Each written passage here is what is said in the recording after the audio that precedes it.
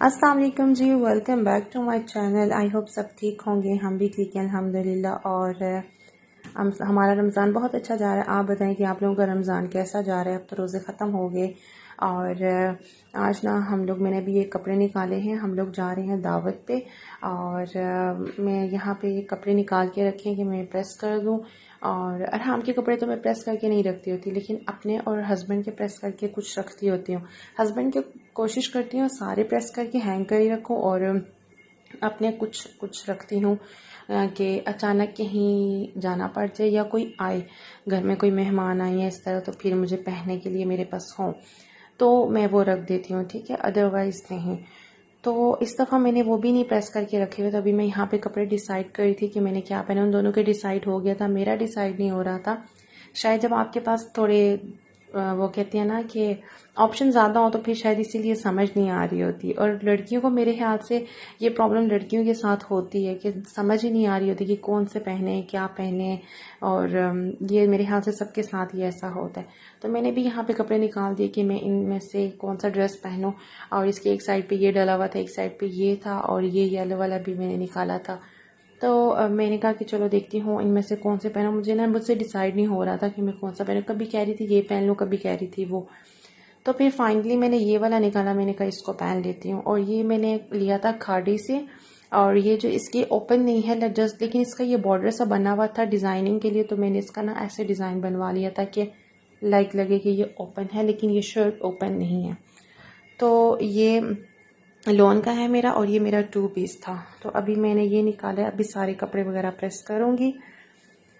और ये देखें कपड़े प्रेस करके मैंने रख दिए हैं। और अरहाम के ना 2 किए हैं, ये ऑरेंज वाली शर्ट साथ रख लूँगी क्योंकि बच्चों के भी साथ एक्स्ट्रा रखने पड़ते हैं कि बच्चे गंदे भी कर देते हैं।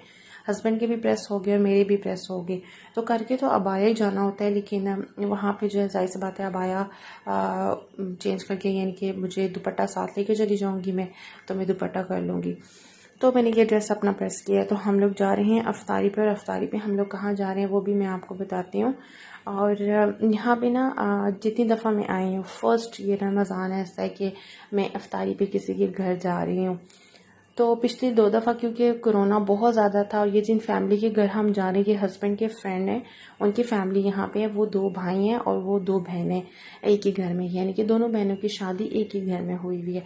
तो वो दोनों बहनें यहाँ रहती हैं, उनके बच्चे भी, और माशाल्लाह से घर भरा हुआ है उनका।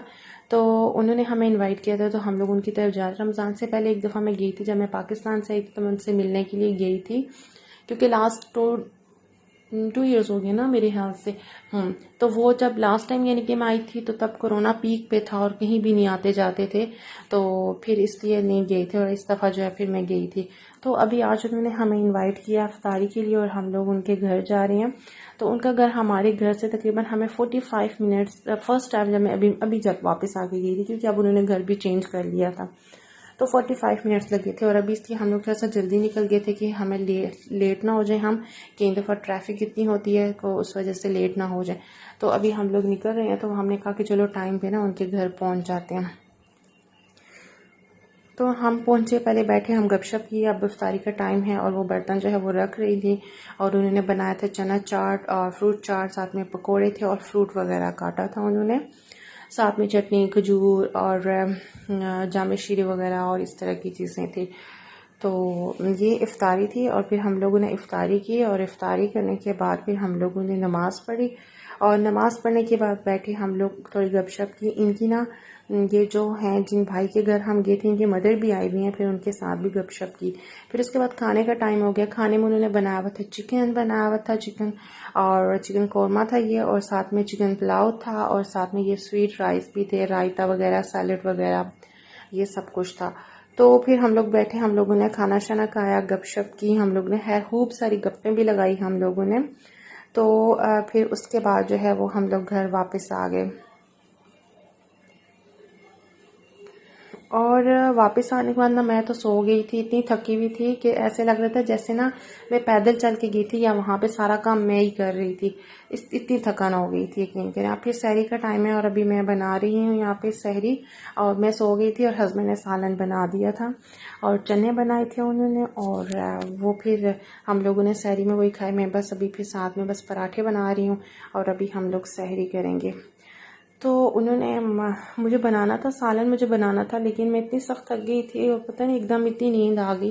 तो उन्होंने बोला कि तुम सो जाओ थोड़ी देर। मैं सो गई और उन्होंने ना बस खाना बना दिया था सालन जो सहरी के लिए, क्योंकि वो सहरी में सालन खाते हैं। मैं भी खाती हूँ, चने वगैरह तो खा लेती हूँ, बाकी कुछ सब्ज़ी वगैरह हो वो नहीं खाई जाती मेरे से।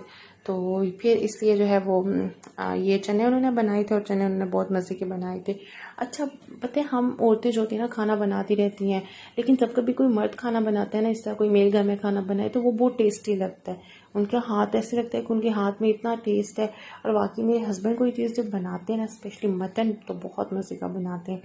तो वो ना बहुत अच्छा लगता है, बहुत टेस्टी लगता है। तो आज ये जो चने इन्होंने बनाए थे ना, ये चने भी बहुत अच्छे बने हुए थे, बहुत मज़े के बने हुए थे ये चने भी। तो इसके बाद बस अभी मेरी सहरी जो है वो बन जाए और फिर हम लोग करेंगे सहरी। और उसके अलावा मैंने साथ में दही खाना होता है, दही भी साथ में लेके जाऊंगी, लेकिन आज दही मैं लास्ट में खाऊंगी, साथ ही खाऊंगी, क्योंकि चने और चनों के साथ मैं करूंगी नाश्ता। तो जो हस्बैंड के पराठे होते हैं ना, वो तो बिल्कुल कह लें कि टी स्पून बस वो कहते हैं ऑयल लगाओ और वो दोनों साइड पे लगाओ और वो पराठा बनाओ। फिर मैं कहती हूँ वो पराठा तो नहीं होता है लेकिन वो वैसा पराठा खाते हैं, वो बहुत ऑयली और इस तरह का नहीं। हालांकि उनको लच्छेदार पराठा और जो इस तरह का पराठे होते हैं ना, वो बहुत अच्छे लगते हैं उनको, लेकिन उनको कोलेस्ट्रोल का इशू है तो वो फिर इसलिए नहीं खाते। अच्छा, वो सैरी करने के बाद थोड़ा सा ठहर के, यानी कि 2 बजे मैं सैरी बनाने किचन में आ जाती हूँ और फिर तकरीबन हम लोग 2:30 बजे तक सैरी कर भी रही होती है हमने। फिर 3 बजे मैं वापस आती हूँ, आके चाय वगैरह बनाती हूँ। और अभी मैं चाय बना रही थी हस्बैंड के लिए, और हस्बैंड जो है वो चाय गुड़ वाली लेते हैं और उनके लिए चाय बना रही हूँ। तो अभी बस फिर मैं उनको चाय दूंगी, उसके बाद फिर हम लोग नमाज़ पढ़ेंगे और थोड़ा कुरान पाक वगैरह पढ़ेंगे और उसके बाद फिर हम लोग सो जाएंगे। फिर हम लोगों ने उठना होता है ज़ोहर के टाइम पे, और बस फिर उसके बाद नमाज़ वगैरह पढ़ के कुरान पाक पढ़ते हैं ज़ोहर के बाद, और फिर असर के बाद मैं फिर आ जाती हूँ किचन में दोबारा से ना अफ्तारी बनाने के लिए। तो बस पूरे रमज़ान में यही रूटीन होती है, बस सहरी, अफ्तारी।